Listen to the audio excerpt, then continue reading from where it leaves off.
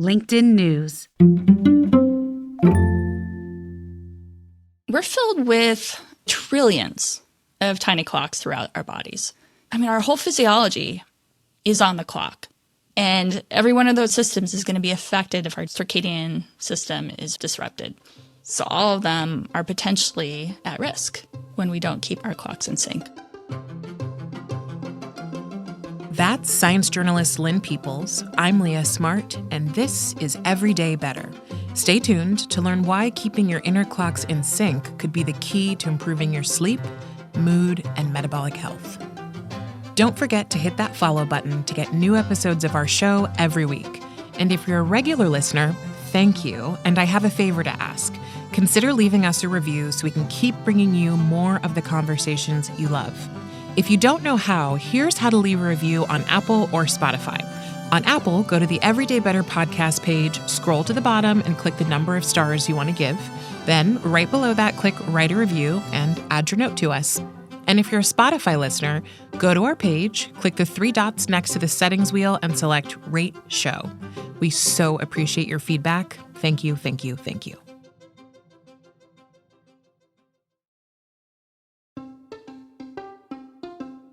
Hey everyone, from LinkedIn News, I'm Leah Smart, and this is Everyday Better, a personal development podcast where every week I sit down with some of the world's brightest minds and bravest hearts who use science and story to share strategies for how we can flourish individually, in relationship to others, and to the world around us.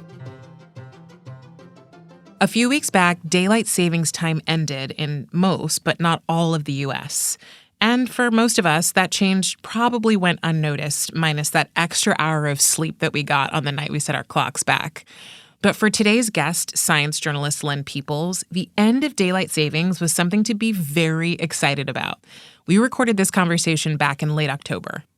Okay, so tell me, before we get started, we have a lot to talk about, but I'm curious just to get to know you a little bit. What's been energizing you so far in the last week? I mean, daylight saving time is coming up. So standard time is coming back. We're going to be more in sync with our sun. So that'll make our clocks happy. Now, the clocks Lynne is referring to are not like the clocks on our walls. There are internal metaphorical clocks, also known as circadian rhythms, and they tick on a 24-hour cycle. They regulate everything from our hunger to our mood to our level of alertness or fatigue. So, our heart is filled with these little clocks, and then, same for our other organs, even our skin. I mean, we got clocks from our, our nose to our toes. I mean, they're everywhere, and they're doing their specific kind of jobs on the clock, coordinating again with the other systems to make sure they're working together. Our inner clocks take cues from the environment, and they are highly sensitive to light and to dark, which brings us back to daylight savings. Morning light is so crucial to keeping our circadian rhythms in sync. And night light is detrimental to our rhythms. So being on daylight savings time is chronically throwing people's clocks off, by an hour, because we're out of sync with the sun. Daylight savings time may have ended since Lynne and I sat down for this conversation, but that doesn't mean our clocks are back in sync. In fact, Lynne says that right now we're experiencing an epidemic of broken circadian clocks. And it's not just daylight savings time that's to blame. Circadian rhythms are kind of having a moment right now, but it's much more than just sleep that's affected when they're a bit off. Today on the show, we're talking about what happens when our circadian rhythms get disrupted, what the implications are for our physical and mental health, and we'll get into why this happens and what we can do to reset our inner clocks. This is the focus of Lynne's new book, The Inner Clock: Living in Sync with Our Circadian Rhythms. Here's Lynne. This is an area of science that has been overlooked, an area of health that has been overlooked, an area of environmental justice. I think that's been overlooked. There's a lot of angles at which I've discovered that circadian rhythms play this role, that it's been overlooked kind of behind the scenes, because it's more subtle than a lot of things that impact our health and our well-being. I mean, we don't hear the ticking of these clocks inside of us. And a lot of their impacts are, they're kind of subtle and they build over time. Or they're acute, but we don't necessarily connect the dots and realize why we're feeling a certain way. So I think now that the science is building to make these connections, as scientists are starting to, say, aha, we know that if your circadian rhythms are disrupted, your metabolism is going to be off. That's going to set you up for increased risks of obesity and diabetes, potentially, if you continue those inconsistent schedules, whether that's eating, sleeping at the wrong times for your inner clocks. Now we know that that's connected to these long-term health effects. And then we think about who is disproportionately affected by these things. And that's what I was getting at with the environmental justice piece of this, which I've grown really passionate about in the last few months, understanding all these connections. I mean, there are certain populations that are disproportionately affected by so many things, but this is one of them that I don't think has gotten a lot of attention. This lack of daylight during the day, this too much light at night, these groups that are disproportionately involved in shift work, all these things can add to the circadian disruption and make them all the more prone to developing these chronic diseases, or even just being less productive during the day and less happy. These things affect us on all levels. You started this process for researching your book, or in part of the process, you spent 10 days at a pretty strange Airbnb. Yes. Can you tell me about this place that you decided to use as your kind of ground zero for figuring all of this out? Yeah, absolutely. I decided as part of this book to feel it for myself and try to understand and read my own rhythms to see what's going to happen to my clocks if I cut myself off from those cues that they need to tell time. So I was hiding out from light and dark, as well as, obviously clocks on the wall, other people. So I didn't intend to go to Arkansas as I did into a Cold War era bunker, but I did find on Airbnb that this guy had purchased an old nuclear missile silo from the government and souped it up. So I was living it in style, but yet 50 feet below ground without any daylight. I love when you casually say it's a Cold War air bunker. That feels like a whole other conversation. Right. So, if you take me back there, what was it like to go from being above ground to being below ground in this bunker and slowly adjusting to no clocks, no people, no light? Yeah, it was really interesting. And the first thing that comes to mind, well, I'll set the stage real quick. So there was no daylight, right? But also the lights we set at a very dim red. So I was living in this dim red eeriness because we know that red is the wavelength of light that least affects our circadian rhythms. And then we covered up all the clocks, and there was a lot. I had no idea how ubiquitous clocks were until I was trying to hide from them, but they are everywhere. So black tape on all the digital devices and everything. And yeah, I was alone. So for the first couple of days, it was miraculous because I could look later at timestamps from voice recordings that I made.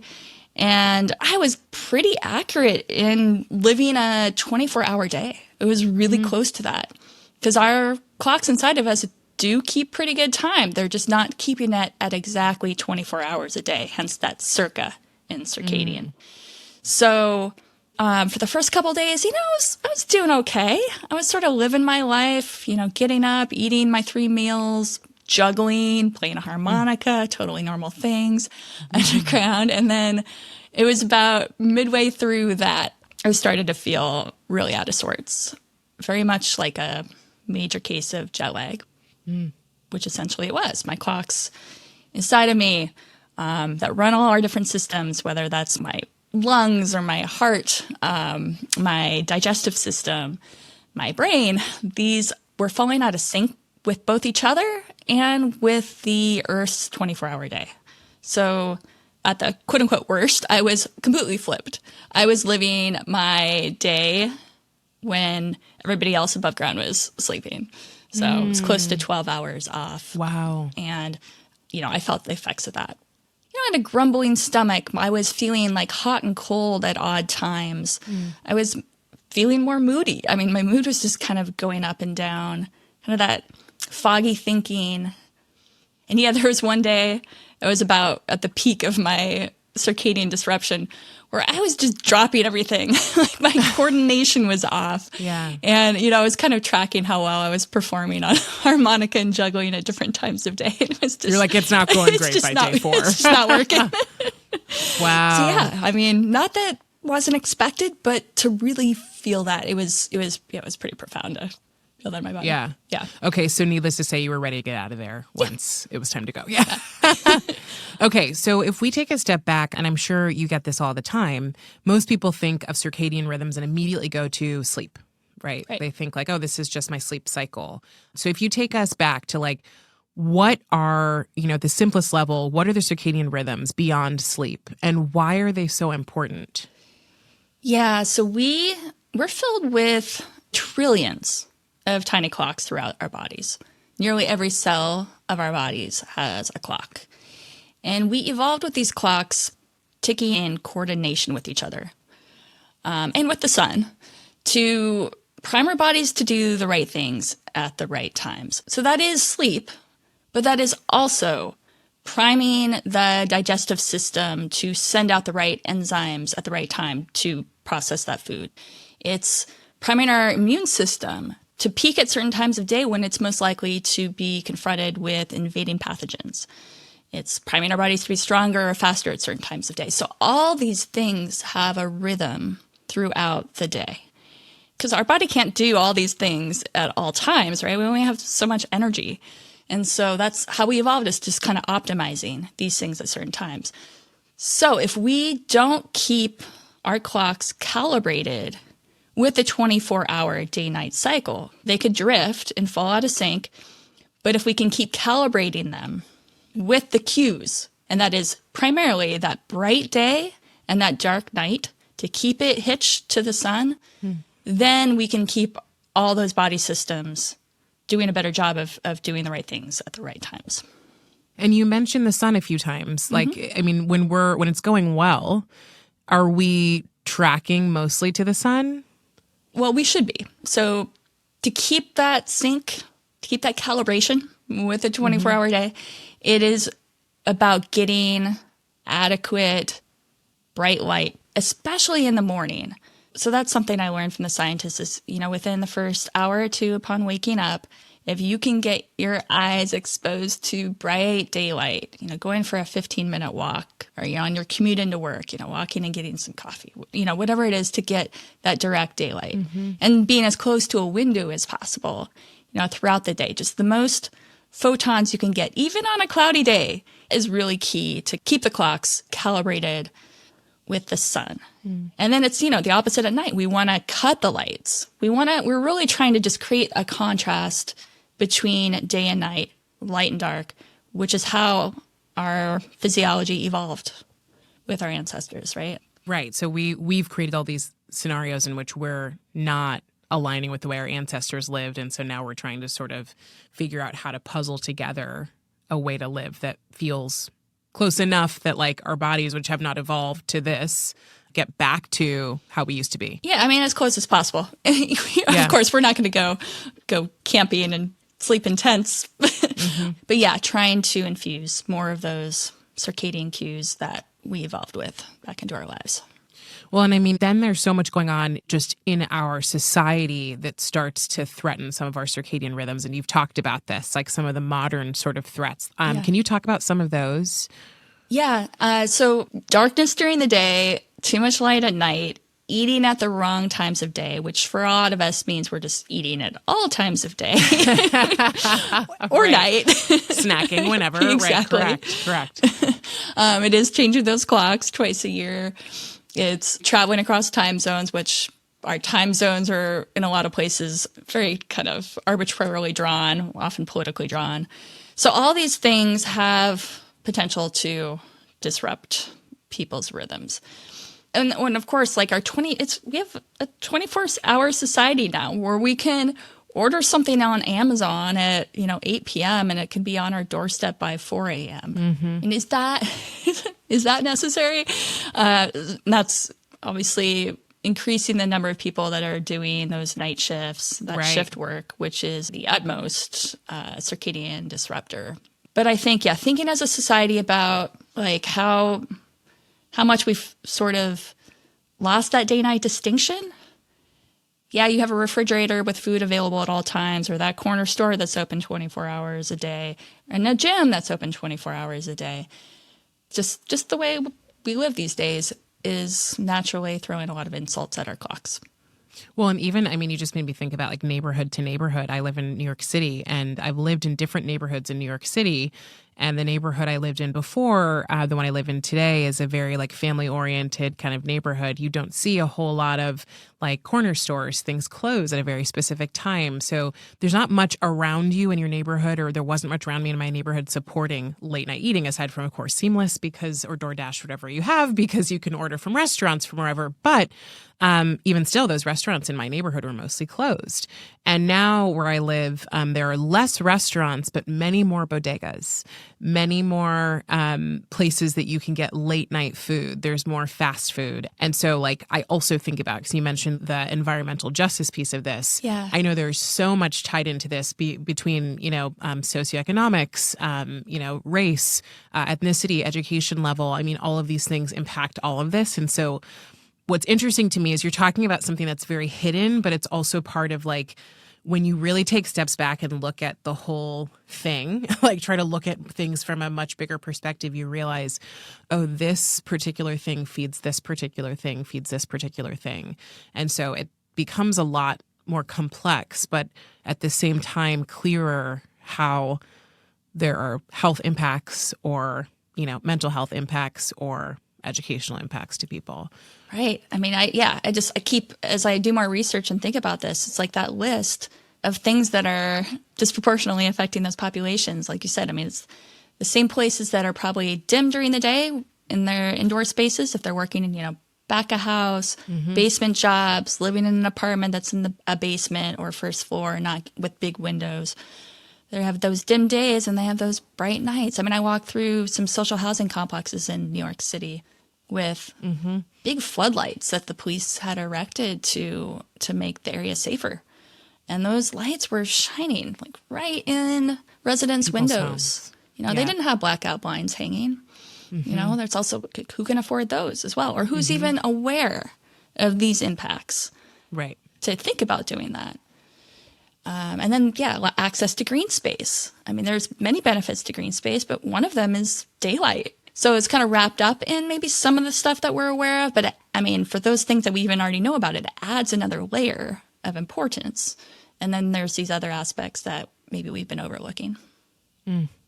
So what happens when things start to get out of sync? Like, I know you've called this an escalating epidemic of broken circadian clocks.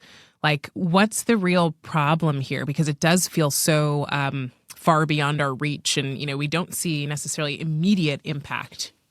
So over time, if you're chronically circadian disrupted, well, I guess this is actually back to the acute. I mean, you may not realize the connection, but productivity can be diminished if your circadian rhythms are off. Your mood can be affected. I think about teenagers who are getting up for school on average way before their circadian rhythms are ready. I know my school started at 7:30 a.m., my high school. And it's natural for adolescents' circadian rhythms to drift later. So they're naturally night owls. And so we're forcing them up way before the rhythms are ready. We're cutting off their sleep, especially their REM sleep, which happens later in the night and has been connected with so many important physiological, effects, mental health repercussions. And, that's affecting their performance. It's affecting their development. It's something that affects, nearly all of us to some extent. There's a growing list of studies are starting to link circadian disruption, especially chronic circadian disruption, with metabolic disorders, with dementia, Alzheimer's. They're finding a link there that's probably bidirectional, which is, just a cutting edge research right now. With cancer, there's links with circadian disruption and cancer. Our whole physiology is on the clock. And every one of those organs is going to be, and systems is going to be affected if our circadian system is disrupted. So all of them are potentially at risk when we don't keep our clocks in sync. But some of the biggies are relayed around metabolism. Because again, if we're putting food into our bodies when our bodies are not ready to handle it, which is especially for most of us late at night, if we're eating close to bedtime, insulin levels are not prepared for it. These other hormones in our body are not prepared to handle those calories. So we're not only, we're going to be affecting our sleep that night, but we're also going to be affecting our body's ability to handle those calories. And then the repercussions could grow from there, including potentially a greater risk of obesity and diabetes. Wow. So we're talking about the negative effects. Have you, in your research then, seen where this is going well and where you can say, yes, we point to the fact that because these people are aligned with their circadian rhythms, because they're rising and resting at the right times, they're not experiencing these adverse effects? Yeah, unfortunately, a lot of the studies are looking at the other side of the equation, right? The negative. But if we can kind of turn that around and think about, there's been studies looking at people who live at opposite ends of a time zone. So, sunrises in the east. So people who live on the east edge of a time zone have a sunrise earlier in the day. And those on the west, later in the day. But there are studies that show people who live on the east end of a time zone are healthier. They have lower rates of cancer, lower rates of car accidents, longer longevity compared to people who live on the west end of a time zone. So I found that really interesting because it's, these are hard things to study. So scientists are being really creative at finding ways to try to find a proxy for how to look at this. Yeah. This is quite it's a fairly new field, and even just in the area of wellness and well-being, people are talking about it just within popular culture in the last few years. How did and where did we figure out that circadian rhythms existed and that it was something we needed to study? Yeah, so it goes back centuries. The first hints and first recordings of circadian rhythms came from plants. And then that kind of was set aside for a while. Then scientists got interested in animals. They got interested in fruit flies.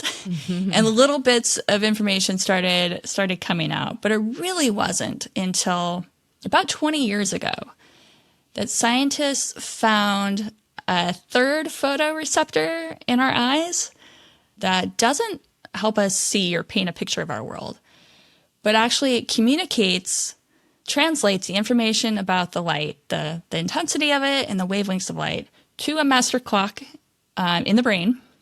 And that master clock sort of coordinates this symphony of those trillions of timekeepers throughout our body. But by isolating that and finding those photoreceptors, it started clearing up this picture about how these clocks actually work, those mechanisms of how these cellular clocks are quote unquote ticking. And so now, more and more scientists are involved. They're doing more research. And I think that's why we're, where we are today, where we have a solid foundation of the science. That's, some pieces are still always missing, right? It's science.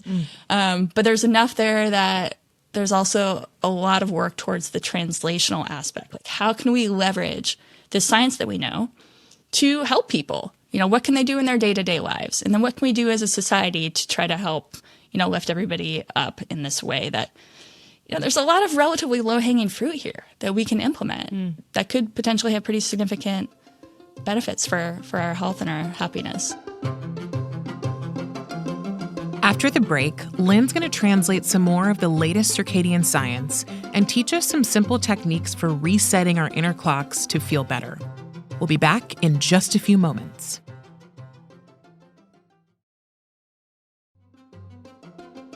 And we're back with science journalist Lynne Peeples.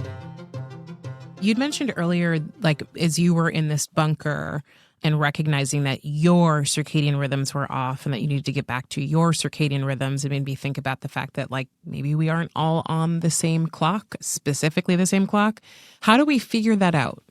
So yeah, there is a spectrum. Everything from the extreme early bird to the extreme night owl. And it's hard sometimes for us because we're really regimented into society's schedules, our kids' schedules, our work schedules. So for me, it actually did take fully stepping back and just letting my body do its thing when it wanted to. And, that was sleep and wake in particular. So trying to go some days without an alarm clock and paying attention to what my body was telling me. that I realized I wasn't really a night owl. But you thought that you were? I thought I leaned night owl. Okay. And I think, part of that, again, it's so our chronotypes, as we call it, that's where you fall on that spectrum is your chronotype, science speak. And that is based on your genes, but also your behavior and your environment. So there is wiggle room in how your clocks impact your physiology. And that can be, dialed in by getting your days brighter and your nights darker, for example. So if you kind of lean night owl, getting more light in the morning can pull you a little closer to the middle of the curve towards the early bird end, for example. So I think that's what kind of happened to me.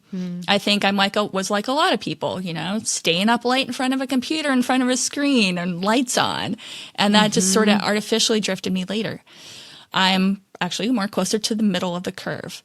But to get a sense of your own rhythms, I, recommend to my friends that, take a vacation, get away and stop using an alarm clock for as long as you can, if at all possible, to really try to get a sense of what's really happening in your body, what your body really wants, and then seeing if there's any malleability in your day-to-day schedule, which is really tough for a lot of people because there's often not. And that's where this kind of societal piece comes in. If there's greater awareness, if employers understand that they can get more out of their employees if they let them live according to their inner clocks. They're going to be more productive if they sleep and if they sleep at the right time. So I think that greater awareness could allow some more flexibility of schedules, maybe later school start times as well, and help everybody to improve their health and happiness through this. So what you're saying first is like, for example, within our society, and I think within most, we're set up as if everyone's a morning person, right? Exactly. So, right. And I think we have like a societal way of like, for at least for adults, like kind of giving night owls a little bit of shame, right? Like if you're up early, like early bird gets the worm, you're the one who's going to be successful. Here are the 10 things I do before I go to work. It's never really about like, here are the 10 things I do before I go to bed. It's like, no, you need to do these things in the morning.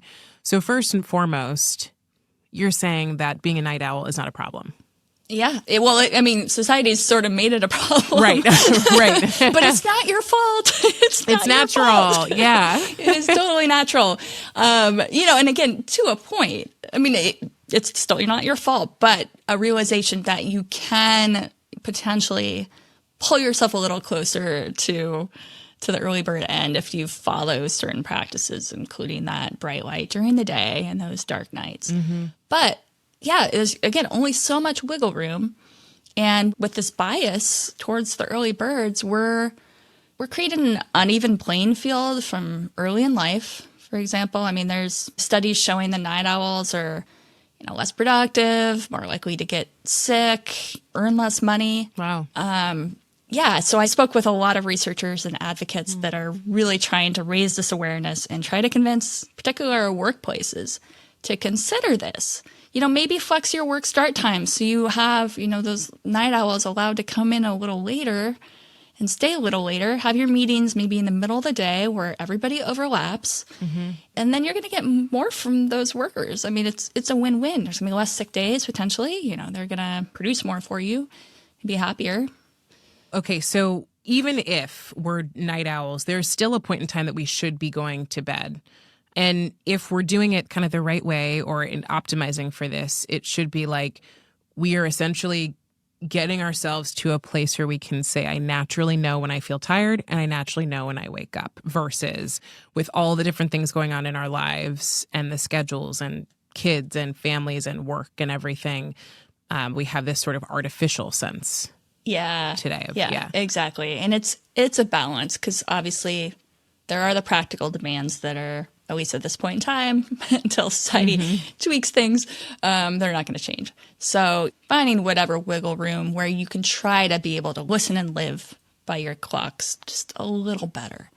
I really point to 3 things, and maybe you can only do 1 or 2 of these 3 things to really help keep your clocks in alignment. And one is getting that contrast during the day, those bright days and dark nights. And the second is constricting the hours at which you eat, in particular the hours at night, trying to cut off any calories coming in. And that includes liquid calories, like a sip of wine. And one scientist really, a practical number she said, is trying to consolidate your eating to like 10 hours a day. So maybe even waiting like an hour or two after you get up, and then 2-3 hours before bed, ideally. And then consistency. So this piece is really important as well. It's really trying to keep your sleep-wake cycle, as well as your eating patterns and the time you exercise, the same 7 days a week. Also really hard if you're forced to get up early on weekdays. Right. And want to catch up on sleep. But ideally, we're trying to rise and go to bed at the same time every day. So it's pretty important to keep that consistency for your clocks. So the calorie thing and the light thing, I'm going to push back on a little bit because I just think it's so hard to do that when the way that kind of our society is set up is you come home from work, you settle back in. By the time you're settled back in, it's within already a few hours of your bedtime. You're eating dinner between, 6:30 and 8:30. Bedtime somewhere between, 10 and midnight. And we also all own TVs. Right. So we spend a lot of people spend their evenings just sitting in front of the TV to sort of unplug, wind down.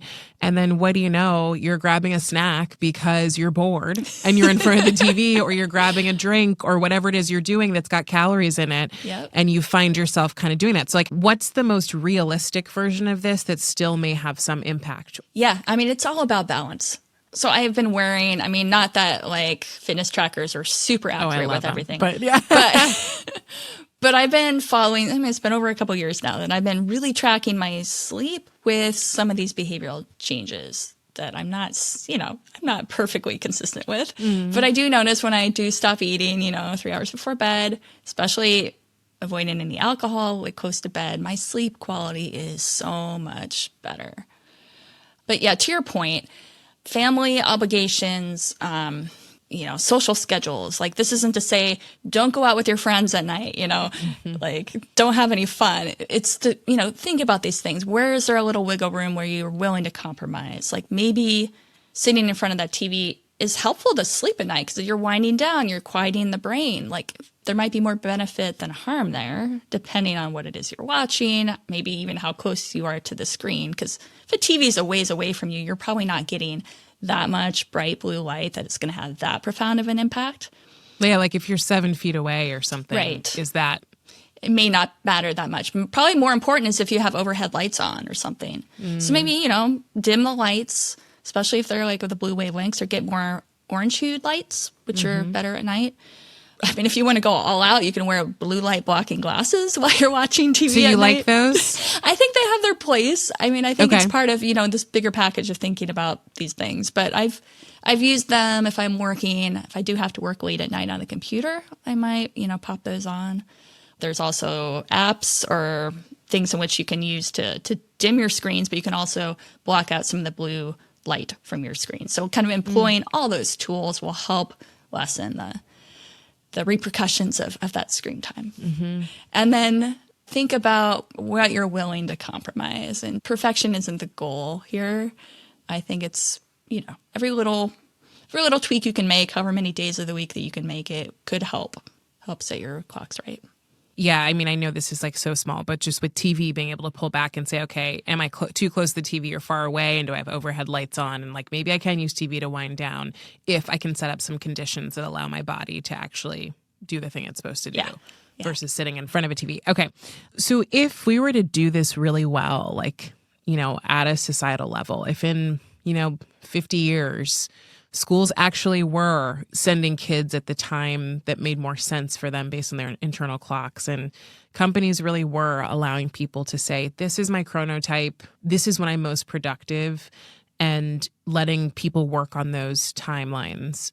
And then everything else that we've talked about that like can affect all of this was modified in some way so that we could actually optimize around our circadian rhythms. What do you believe changes for people?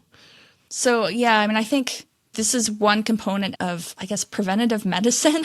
And if we can do this to even the playing field among different populations that haven't historically had that access to daylight during the day and darkness at night, yeah, we can just raise everybody up a bit, improve productivity overall, lessen healthcare costs potentially, delay the onset of chronic disease that's proliferated society.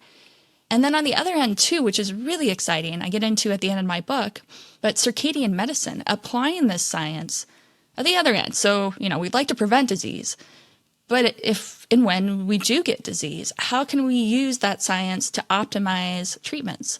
So we're finding that the time of day you take a drug could significantly affect how effective it is. Wow. And its side effects. The time of day of a procedure too, or the time you get a vaccine. All these things, again, with all our systems running on a certain schedule, timing things, these inputs to the system matter. Wow. I had no idea about that. That would be, that's a whole other field, right? Yeah. Awesome. Yeah. I'm going to have you answer these 3 questions for me before we end. Okay. So, better humans are? Better humans are synced with the sun.